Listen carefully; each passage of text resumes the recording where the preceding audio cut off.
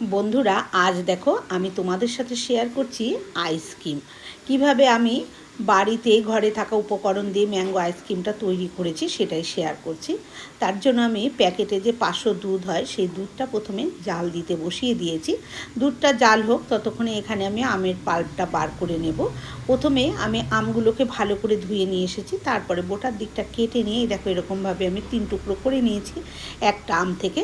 তারপরে ছুরি দিয়েই সেই পিসগুলোকে এরকমভাবে আমি কেটে নিলাম। এইভাবে করলে কিন্তু আমের পাল্পটা বার করতে ভীষণ সুবিধে হয়। বা যদি দু সাইড ধার চামচ থাকে তাহলে সেই চামচ দিয়েও কিন্তু এই দেখো এরকমভাবে অনায়াসে কিন্তু এই পাল্পটাকে এইভাবে বার করে নেওয়া যেতে পারে। এইভাবে আমি দুখানা আমেরই পাল্প বার করে নিয়েছি, একটা গ্রাইন্ডারের মধ্যে নিয়ে নিলাম, আর এখানে 4 চামচ চিনিও দিয়ে নিলাম। চিনি দিয়ে এই আমের পাল্পটাকে ভালো করে পেস্ট করে নিয়েছি, কোনো রকম যেন শক্ত দানা না থাকে, ভালো করে পেস্ট করে নিয়েছি। এদিকে দেখো দুধটাও ফুটে গেছে। দুধের মধ্যে আরও 2 চামচ চিনি দিয়ে একটু দুধটাকে জ্বালিয়ে নিলাম। মানে 500 দুধকে এখানে আমি 300 গ্রাম মতন করে নেব। আর এখানে 5 চামচ মতন আমি গুঁড়ো দুধও ব্যবহার করেছি, তাতে কিন্তু স্বাদটা খুব সুন্দর হবে। গুঁড়ো দুধটা দিয়ে আমি ভালো করে দুধটাকে জাল দিয়ে ফুটিয়ে ঠান্ডা করতে পাশে রেখে দিয়েছি। এদিকে একটা কড়াই বসিয়ে আমের পাল্পটাও দিয়ে দিয়েছি। আমের পাল্পটা জাল দিয়ে একটু যে জলো ভাব আছে সেটাকে আমি টানিয়ে নেব, মানে জলের ভাবটা টানিয়ে নেব। এদিকে আমের পাল্পটাও ভালো করে ঠান্ডা করে নিয়েছে, দুধটাও ভালো ঠান্ডা হয়ে গেছে। এবারে দুটোকে খুব ভালো করে মিশিয়ে নেব।